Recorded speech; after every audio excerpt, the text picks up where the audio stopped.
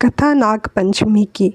नाग पंचमी का पर्व सावन मास के शुक्ल पक्ष में को मनाया जाता है। इस दिन नाग देवता की पूजा होती है। यह पर्व नागों को समर्पित होता है और हिंदू धर्म में विशेष महत्व है। यह एक प्रमुख पौराणिक कथा है जो नाग पंचमी से जुड़ी है। बहुत समय पहले की बात है। एक ब्राह्मण परिवार में 7 भाई थे। सबसे छोटे भाई की पत्नी बहुत धार्मिक थी। वह रोज़ सावन मास में व्रत और पूजा करती थी और ससुराल के सभी लोगों की सेवा करती थी। एक दिन वह आटा पीस रही थी और कुछ आटा गिर गया। उसी समय वहाँ एक सांप आया और आकर खाने लगा। यह देखकर वह बहू डरने के बजाय सांप को बोली, हे नागराज, क्षमा करें, यह मेरी गलती है कि मेरे से आटा गिर गया। कृपया आप इसे खा ले और प्रसन्न हो जाए।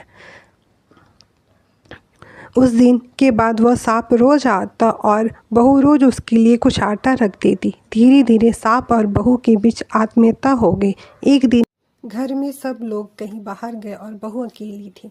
तभी कुछ चोर घर में आए और बहू को बांध दिया। बहू ने सांप को याद किया। थोड़ी ही देर में वही सांप आया और चारों पर हमला कर दिया। सांप ने चोरों को डसकर मार दिया और बहू को बचा लिया।